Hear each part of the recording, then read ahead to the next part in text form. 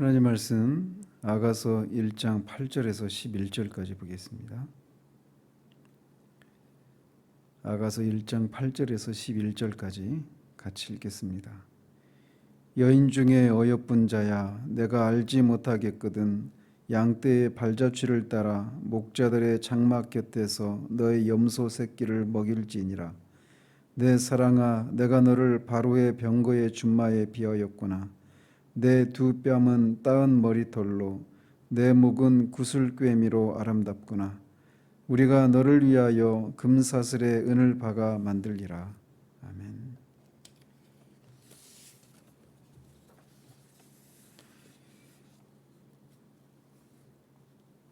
사랑하는 연인인 솔로몬의 사랑을 확신하고 어서 빨리 그를 만나서 그 교제를 나누기를 사모하면서 일종의 안달이 나 있는 술람미 여인에게 이 8절에서 예루살렘의 딸들이 그녀를 여인 중에 어여쁜 자라고 부르면서 그에게 고면을 합니다. 이런 여인 중에 어여쁜 자, 이 얘기는 어제도 말씀드린 것처럼 여인 중에 가장 예쁜 자라고 하는 그런 최상급의 표현을 히브리식의 그런 최상급의 표현법입니다.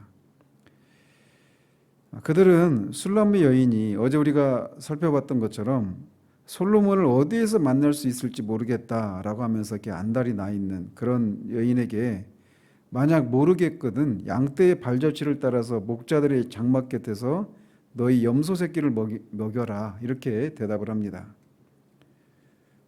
이것은 목장에서 염소를 치는 것, 이것은 술람미 여인이 해야 하는 일이었습니다. 따라서 이 예루살렘 딸들이 술람미 여인에게 이렇게 말하고 있는 것은 솔로몬이 그녀를 찾을 때까지 솔로몬을 만날 수 있는 그런 자리에서 그 술람미 여인이 마땅히 행해야 될 것을 온전히 감당하면서 그를 기다려라 라고 하는 그런 권면입니다. 이것은 우리의 신앙생활에도 적용을 할 수 있는데, 이것은 우리의 사랑의 대상인 그리스도께서 다시 오시는 날까지 우리가 이 땅에서 어떤 삶의 자세를 가지고 살아야 하는가라고 하는 것을 이 대답 속에서 우리에게 교훈해 주고 있다고 할 수 있습니다. 그것은 성도는 오직 그리스도께서 다시 오실 때까지 주께서 맡겨주신 사명을 충실히 감당하면서 믿음으로 그의 오심을 대망하는 그런 삶을 살아야 한다라는 겁니다. 계시록의 결론도 바로 그겁니다. 그래서 바울 사도는 이 주님의 재림을 기다리면서 일도 다 팽개치고 그냥 그렇게 놀고 있는 그런 사람들로 인해서 문제를 겪고 있는 데살로니가 교회를 향해서 이와 비슷한 말씀을 할 수밖에 없었던 것이죠. 일하지 않는 자는 먹지도 말라라고 하는 이런 권면도 그런 배경 속에서 나온 겁니다. 그 교회 안에서는 주님의 재림이 곧 가까이 왔으니 지금 내가 하는 일이 무슨 의미가 있느냐라고 하면서 그냥 다 내팽개치고 있는 그런 사람들이 있어서 사람들을 낙심시키기도 하고 또 교회 안에서 그런 질서를 깨뜨리고 문제를 일으키는 그런 사람들에게 그런 것에 대해, 그런 태도에 대해서 질타하고 있었단 말이죠. 마찬가지로 주님도 이 세상을 떠나시면서 제자들에게 자신의 양떼를 충실하게 먹여라라고 하는 그런 명령을 하시고 떠나셨습니다. 그렇기 때문에 성도들에게 그리스도께서 재림하시는 그날 그 순간까지 게으름을 피우는 것은 용납되지 않는 것이라고 할 수 있습니다. 우리가 해야 될 것을, 솔로몬이 그녀를 찾아올 때까지 솔로몬을 만날 수 있는 그런 기회를 기다리면서 이 술람미 여인이 그렇게 자신의 일을 충실히 하라고 하는 이런 권면 속에서 우리는 이런 교훈들을 받게 되는 겁니다. 주님이 오늘 오실지 내일 오실지 그 우리는 모르죠. 그러나 우리가 오늘 우리에게 주어진 그 날들을, 우리에게 주어진 그 의무들을 충실히 감당하는 그런 삶을 살아야 한다라고 하는 이런 교훈을, 영적인 교훈을 우리가 받게 됩니다. 그러면서 이제 이렇게 2절에서 7절까지는 이 술람미 여인이 그 노래를 하고 있었다라면 8절은 예루살렘 딸들이 그 노래를 받아서 또 대답을 하고 9절에서 11절까지는 솔로몬이 이제 드디어 등장을 합니다. 그런데 우리가 그러면서 그 9절, 10절, 11절에서 이제 솔로몬이 술람미 여인을 향해서 그 술람미 여인을 향한 자신의 사랑을 고백하고 또 그녀에게 무엇을 해주겠다라고 하는 그런 약속을 하는 내용이 담겨져 있는데, 우리가 뒤에서도 보겠지만 이 술람미 여인을 향한 솔로몬의 이 사랑 고백은 점점 더 구체적이고 점점 확장되고 더 절절해져 가는 것을 보게 됩니다. 물론 그런 과정 속에서 어떤 위기를 만나기도 하죠. 권태기와 같은 그런 위기를 만나기도 하지만 전체적인 이 술람미 여인을 향한, 또 술람미 여인도 솔로몬을 향한 이 사랑의 고백이 점점 절실해져 가고 점점 더 확장되어져 가고 있는 것을 우리가 확인하게 됩니다. 이것은 이 두 사람 간의 그런 관계가 깊어져 가면서 전에는 보지 못했던 이런 것들을 점점 더 발견하게 되기 때문에 그렇습니다. 이것은 신자와 그리스도와의 관계에 있어서도 나타나야 되는, 또는 나타나는 그런 모습이라고 할 수가 있습니다. 그래서 그리스도를 전심으로 사랑하는 성도들은 그분과 더욱 친밀한 교제하기를 게을지 않고 그렇게 시간이 지나가면 지나갈수록 그리스도의 인격과 그분의 그 사랑에 깊이 빠져들게 되는 것이 정상적인 모습이라고 할 수가 있습니다. 우리는 워낙 그냥 오랜 세월이 지나면 익숙하게 알고 있었던 그런 사람들을 향해서 어떤 신사람도 어떤 우리의 마음을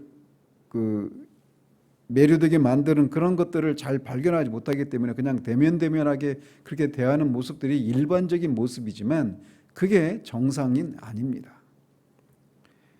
이런 상대방을 향한 이런 사랑의 고백이나 이 사랑의 헌신, 이런 것은 점점 더 깊어져 가고 확장되어 가는 것이 사랑이 가진 그런 특징이라고 할 수가 있어요.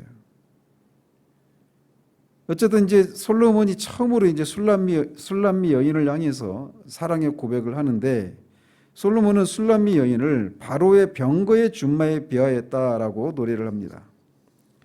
원문에는 바로의 병거의 암말이라고 되어 있습니다. 준마가 아니라 암말 이렇게 되어 있어요. 근데 자기가 사랑하는 여인을 그 말에 비교하고 있단 말이에요. 그래서 오늘날의 기준으로 보면 어떻게 이런 표현이 사랑하는 여인을 향한 그런 찬사라고 할 수가 있는가, 이렇게 생각할 수 있는데, 이 당시 애굽은 이 초강대국이었습니다. 가장 강한 제국이었어요. 그런 제국의 왕인 바로의 병거를 끄는 말은 그냥 일반적인 그런 말을 사용하지 않는 것이 당연한 것이겠죠. 그래서 최고의 말을 준말을 그렇게 병거를 끌도록 하게 했고, 특별히 이 바로가 타는 이 병거는 정말 이 병거 그 자체도 그렇고 그 병거를 끄는 그 말도 굉장히 화려하게 장식을 하고 있었습니다. 온갖 보화와 그 위엄과 화려함과 아름다움은 말로 표현할 수 없을 정도로 이렇게 뛰어난 그런 그런 장식을 하고 있었단 말이죠. 그런 배경 속에서 이렇게 표현을 하고 있는 겁니다. 그래서 솔로몬은 자신이 사랑하는 여인이 가진 이런 매력을, 이런 아름다움을, 이렇게 표현을 하고 있는 겁니다. 그러면서 10절에서 바로의 병거의 말을 장식하고 있는 것과 이 술람미 여인을 구체적으로 비교를 합니다. 그래서 바로의 이 병거를 끄는 말도 막 그 머리부터 그 온 몸을 다 화려한 것들로 이렇게 장식을 하고 있는 것처럼, 이 술람미 여인을 그런 그 병거를 끄는 그 말의 그 아름다운 것처럼 술람미 여인을 그렇게 아름답다라고 그렇게 묘사를 하고 있는 겁니다. 그러면서 이 술람미 여인의 이 보석으로 장식한 이 두 뺨이 아름답고 그녀의 그 구슬꿰미로 장식된 그녀의 목이 아름답다라고 찬사를 보냅니다. 사랑을 하니까 뭐 눈, 코, 입 어디고 다 이쁘게 보이는 것이죠. 사람을 사랑하면 그에게 속한 모든 것이 다 그렇게 사랑스러운 법입니다. 이것은 우리를 사랑하시는 그리스도가 하나님이 우리를 바라보실 때도 마찬가지입니다. 뒤에서 이제 그런 것들을 더 보겠지만 폴 오셔가 이 아가서를 강의하면 그 일부분을 강의하면서 그런 얘기를 하잖아요. 우리가 한번 하나님의 얼굴을 우리가 이렇게 눈짓을 한 번만 딱 바라보기만 해도 하나님의 마음이 막 녹는다 이렇게 표현을 하지 않습니까? 사랑하는 사람을 바라보는 시선이 바로 이런 거예요. 모든 것이 다 아름답고 그렇게 그 마음을 설레게 하는 그런 특징을 가지고 있단 말이죠. 솔로몬도 지금 술람미 여인을 향해서 그런 마음이어서 그렇게 그녀의 두 뺨과 이 목이 아름답다 얘기를 합니다. 뒤에 가면 더 구체적으로 그런 얘기들을 해나가죠. 자, 그러면서 우리가 너에게 이 금사슬의 은을 박아 만들어 주겠다라고 그렇게 약속을 합니다. 여기서 지금 말하고 있는 사람은 솔로몬 한 사람인데 이 우리가라고 하는 이 복수를 사용해서 말하고 있는 것은 왕으로서의 위엄을 나타내고자 하는 그런 것도 있고 또 동시에 이 자신이 하는 말들을 이제 들었던 그런 사람들과 연대 보증의 형식으로 내가 말한 것을 반드시 지키겠다 이렇게 말하고 있는 것이라고 할 수 있습니다. 그러면서 금사슬에 은을 박아 만들어주겠다 얘기는 금과 은으로 그 만들어진 그런 이 목걸이를 만들어주겠다 이런 얘기입니다. 지금도 그렇고 뭐 당시는 더 그렇죠. 그래서 이 금과 은은 그 자체가 매우 값지고 귀한 보석이었단 말이에요. 그런데 이렇게 금과 은으로 만들어진 세공에서 만들어진 이런 목걸이는 아주 귀한 사람만이 소유할 수 있는 그런 귀한 물건이었습니다. 그러므로 여기서 10절과 11절에서 이 자신의 신부가 될 술람미 여인을 아름답게 꾸며주고 더 영광스럽게 하기 위해서 이렇게 온갖 귀한 것들을 아끼지 않고 선사하고 있는 이 솔로몬의 행동은 술람미 여인을 향한 이 자신의 사랑이 얼마나 진실하고 헌신적인 것인가라고 하는 것을 그런 것을 통해 증명해 주고 있는 겁니다.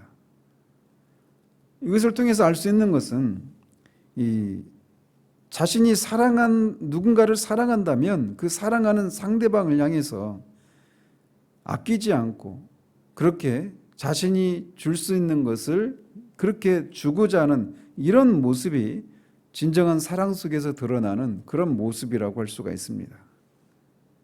오늘날 그저 사랑을 그 상대방이 나한테 무엇을 해줄 수 있는가라고 하는 것을 가지고 또 그렇게 해준 것을 인해서만 사랑을 그런 어떤 이기적인 자기중심적인 그런 사랑이 대세를 이루고 있는 이런 세태 속에서 이 사랑하는 상대방을 향해서 이렇게 자신이 할 수 있는 것을 줄 수 있는 것을 그렇게 아끼지 않고 주는 이 솔로몬의 모습 속에서 진정한 사랑의 특징이 무엇인가를 우리에게 교훈해 주고 있는 겁니다.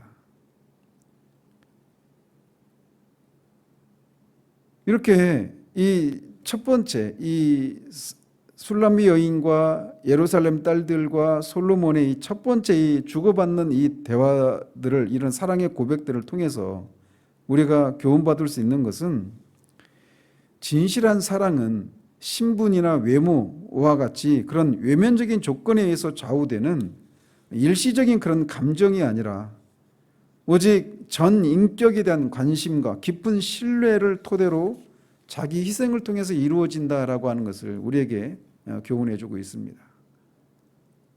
그래서 일시적으로 나한테 무엇인가를 해주니까 또는 상대방이 예쁘니까 상대방이 무엇을 가지고 있으니까 이런 것을 가지고 사랑의 이 여부를 따지고 이 사람과 내가 어떤 관계를 이어가면 나한테 어떤 이익이 주어질 것인가 라고 하는 것이 일차적인 그런 사랑의 어떤 기준이라고 생각하는 시금석이라고 생각하는 이런 정말 이 가벼운 세태 속에서 사랑은 그런 것이 아니라라고 하는 것을 우리에게 말해주고 있습니다.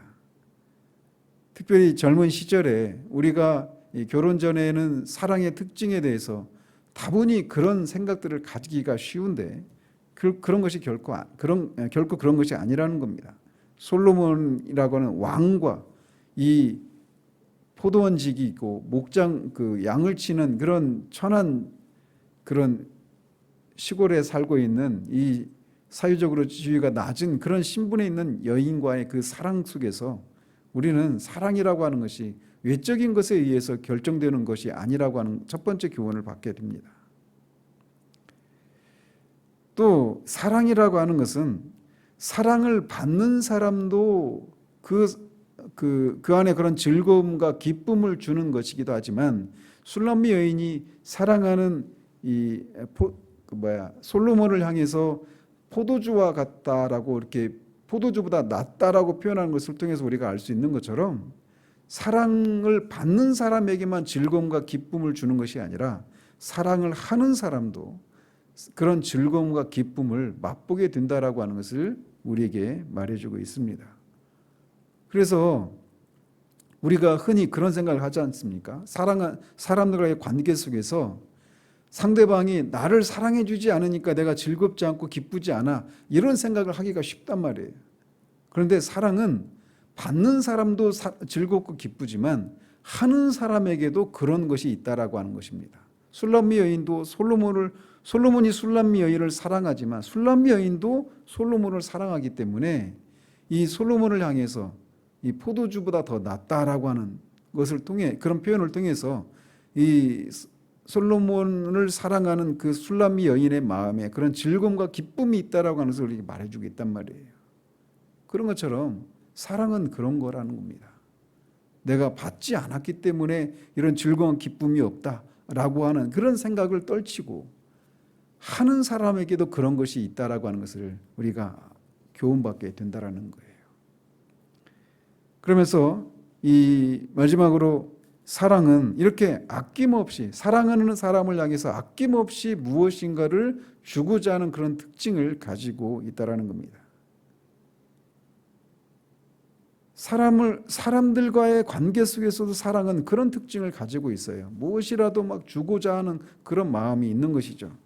그럼에도 불구하고 인간은 사랑하는 사람을 향해서 무엇인가를 주고자 하지만 인간이 가진 그런 자원은 한정되어 있습니다.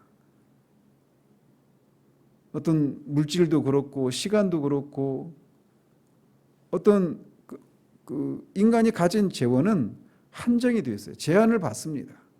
솔로몬이 왕이기 때문에 당시 귀한 사람들만 가질 수 있는, 소유할 수 있는 은이 박혀 있는 그런 금 목걸이를 해주겠다라고 그렇게 말을 하고 있는데 왕이 아닌 사람은 그렇게 해주고 싶어도 해줄 수가 없죠.